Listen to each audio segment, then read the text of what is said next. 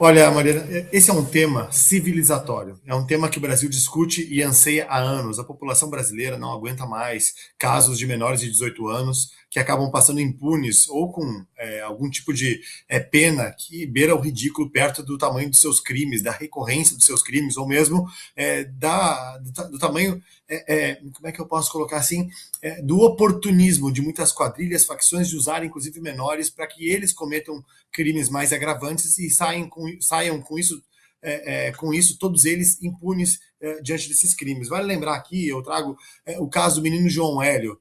O caso do menino João Hélio, em 2007, um menino de 6 anos no Rio de Janeiro, a família foi vítima de um assalto e o menino João Hélio ficou preso no cinto de segurança e os bandidos arrastaram esse menino de 6 anos, essa criança, por quilômetros e quilômetros. Né? Ele foi assassinado de maneira brutal com esse crime hediondo, e dentre os assassinos havia um jovem de 16 anos.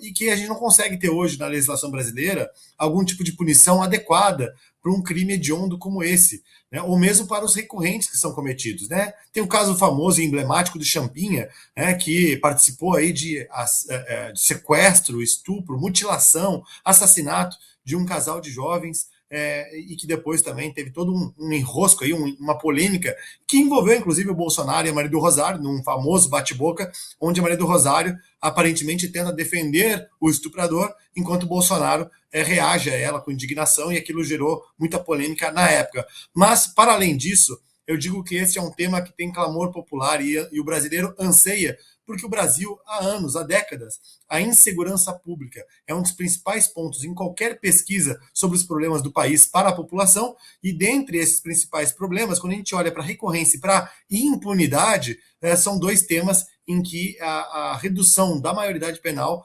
podem ser aliados para manter presos esses criminosos ou potenciais psicopatas, né, assassinos, estupradores, enfim, todos aqueles delinquentes que afetam aí, que violentam a nossa sociedade. Vale lembrar que essa não é nenhuma pauta radical, não. Estava assistindo aqui o deputado Nicolás Ferreira sendo xingado, sendo hostilizado durante seu pronunciamento no Congresso Nacional em defesa dessa redução por deputados, parlamentares de esquerda e militantes de esquerda. Né? A esquerda, há tempos, né, tenta defender seus bandidinhos, né, tenta defender os seus menorzinhos do crime. Mas a verdade é que a população brasileira está de saco cheio desse negócio. E quando a gente olha para o mundo inteiro, de 195 países pesquisados no tema da a legislação penal, cerca de 80% dos países possuem legislação penal para baixo dos 18 anos. Tu pega Portugal trabalha com 16 anos. Alemanha, 14 anos. França, 13 anos. Reino Unido, 10 anos. Ou seja, quem está errado há décadas é o Brasil que foge ao que é mais comum no mundo inteiro. É o Brasil que destoa da realidade do mundo civilizado e também de outros países do mundo subdesenvolvido como o nosso. Ou seja, o Brasil é leniente com a criminalidade, ele de alguma forma, conivente com a impunidade, só que quem é conivente, leniente com a impunidade é a estrutura penal brasileira e seus representantes políticos, porque a população há muito tempo já deixou claro que não é. Não à toa que há o justiçamento com as próprias mãos, que muitas vezes choca alguns veículos e jornalistas, né, na imprensa, ficam chocados muitas vezes com o justiçamento feito pelo cidadão, mas isso é, na verdade, um reflexo da falta de ação dos parlamentares do Congresso e da nossa justiça, que acabam tendo na impunidade, na verdade, a nossa maior regra. Deputado, te colocando aqui no assunto que é destaque no nosso programa de hoje, a gente está discutindo desde o começo do programa sobre o avanço do escândalo Master e se a gente deve ver delações sérias entregando aí lideranças do PT, que já estão, de certa forma, expostas, ou se o senhor acredita que, pelo menos por enquanto, deve acabar tudo em pizza. Olha, me parece bastante evidente que esse escândalo chegará no PT cedo ou tarde, né? Aliás, todas as informações que nós recebemos de bastidor dão conta de que o PT da Bahia está profundamente enrolado aí com o Banco Master, fora algumas outras lideranças do PT e de aliados do PT e do Lula. Ou seja, o escândalo do Banco Master é o escândalo tradicional da corrupção do colarinho branco brasileira, onde nós temos um grande empresário que usa da fraude, do crime, da manipulação, de qualquer subterfúgio criminal para poder se valer desse recurso apropriado ilegalmente para fazer uso desse recurso da população para cometer todo tipo de crime e tentar ficar impune comprando acesso e apoio político nos diversos partidos e lideranças político-partidárias. É isso que a gente tem visto também com outros partidos e lideranças políticas de diversos partidos, na direita, ao centro, à esquerda, mas especialmente no governo Lula. O governo Lula tentou, através do seu ministro da Publicidade, né, que eu me nego a dizer que é o ministro da Comunicação, é o ministro da Propaganda mesmo, é o ministro da Propaganda, tentou empurrar o escândalo para o colo da direita, como se o PT, o Lula, que recebeu também Vorcaro, e vários dos seus aliados não estivessem profundamente envolvidos nessa história. Aliás, como se não fosse o próprio PT que tivesse dado uma mão até mesmo no escândalo do roubo dos aposentados, que é um dos braços onde o Banco Master também conseguiu ser muito lucrativo. Deputado, boa tarde, bem-vindo ao programa. Algumas pesquisas recentes mostram que a polarização é um dado da realidade, né? Lula de um lado e Bolsonaro do outro. A tal terceira via, seja com uma inclinação mais à direita, como o próprio Romeu Zema ou Ronaldo Caiado, seja com uma inclinação mais à esquerda, como tentaram agora o Joaquim Barbosa, não vinga, né? Eu queria uma análise do senhor em relação a isso, a que o senhor atribui essa polarização permanente no país e a dificuldade de uma candidatura alternativa vingar. Bom, primeiro te cumprimentar, Constantino, prazer te rever, né? E coisa boa te ver bem. Eu me tornei um liberal também por tua causa, né? Então, eu te assistindo no Fórum da Liberdade, lendo teus livros, e parabenizar pela coragem que tens tido em trazer temas espinhosos para o debate público, especialmente com relação à depuração dessa nossa direita, né? Agora, eu acho que tem um grande problema aí, que é o seguinte: o antipetismo brasileiro ele está tão manifesto na população. O povo brasileiro está tão de saco cheio do PT que eu tenho dito por aqui, Constantino, em palestras que nós vamos, eu, o deputado Marcel Van Hatten e outros, que hoje, se nós tivéssemos aí o cachorro caramelo com condições de elegibilidade, possivelmente o cachorro caramelo também estaria nas pesquisas aí sofrendo, porque o Flávio Bolsonaro foi aí o apontado pelo Jair Bolsonaro como seu sucessor, ele acaba aglutinando o voto bolsonarista mais identificado, isso faz com que em qualquer pesquisa ele largue acima dos 15%, 20%, e com isso ele concentra o voto útil, chamado voto útil, né? A intenção do voto útil de ser o adversário que talvez consiga chegar a uma vitória contra o Lula. A verdade é que todos nós desejamos que o Lula seja derrotado.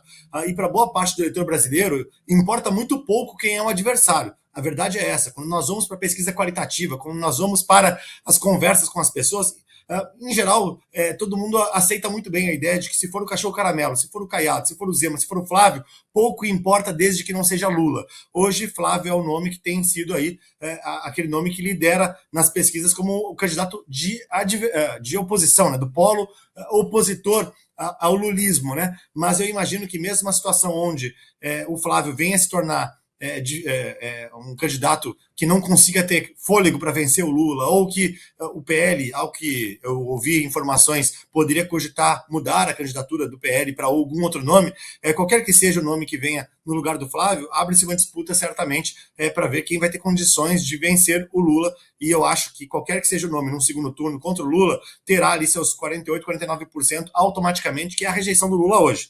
Agora, a grande dúvida será, Constantino, quem é que dispõe de um maior teto de potencial de chegada dos votos, né, menor rejeição para conseguir conquistar uma eventual vitória, e como é que vai ser o desenrolar dos fatos desses próximos 3 meses, em pré-campanha e também em campanha eleitoral, especialmente dos desdobramentos do Banco Master, porque a gente sabe que do lado da esquerda não há muita preocupação com relação à corrupção.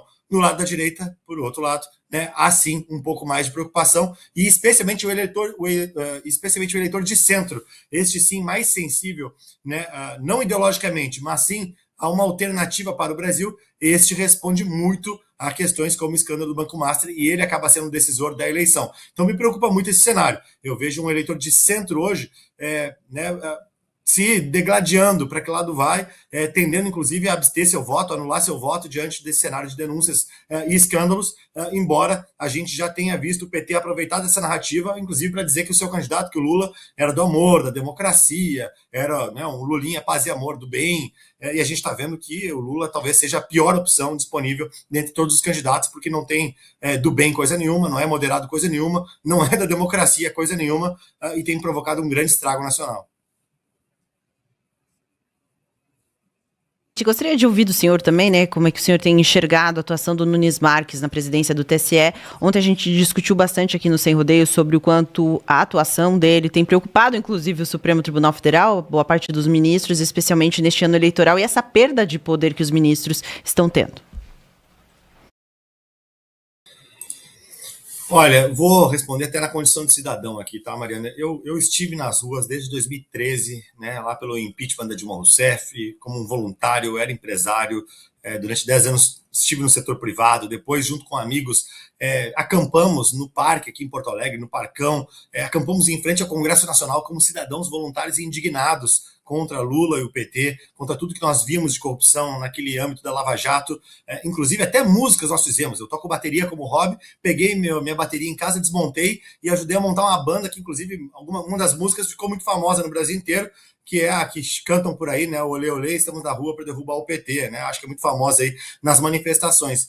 Então, como cidadão, vendo toda essa trajetória, vendo tudo que nós já caminhamos, olha, eu entendo que o Nunes Marques, ele está diante hoje de uma responsabilidade, uma responsabilidade brutal, uma responsabilidade onde as ruas, né, o cidadão de bem, o cidadão contra a corrupção, todo aquele cidadão que gostaria de ver um Brasil melhor, deposita nele uma confiança e torce para que ele tenha coragem de enfrentar as tentativas do Supremo Tribunal Federal de intervir nessas eleições. Porque é isso que eu tenho visto no bastidor. Aliás, não mais no bastidor agora, né? Já está na imprensa, inclusive, que o Supremo Tribunal Federal quer montar uma espécie de vigília em torno das decisões do Nunes Marques para poder, em alguma medida, enfrentar as fake news, enfrentar o discurso de ódio antidemocrático, enfim, toda aquela ladainha que nós já conhecemos, para tentar salvar sua pele. Na verdade é essa.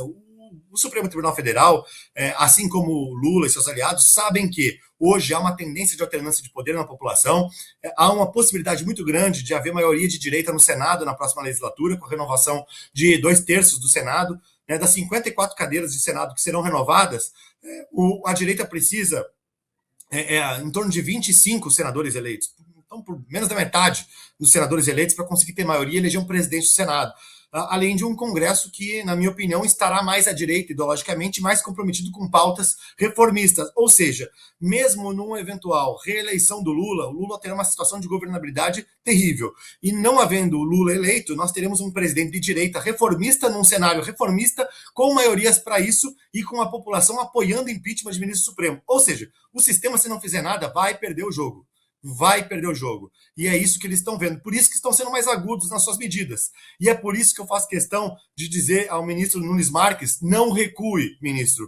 Honre esta toga, honre a cadeira na presidência do TSE para fazer valer a lei. Ninguém pede para você fazer nada além da lei e nem aquém da lei. Nós queremos que a regra seja cumprida, com isonomia, porque o Brasil merece justamente que nós tenhamos o respeito à legislação, o respeito à nossa democracia e a não interferência de um poder que sequer é um poder eleitoral, que é o caso do Supremo Tribunal Federal, para tentar fazer valer as suas vontades políticas, ideológicas, particulares, seja lá elas quais forem, na disputa eleitoral deste ano.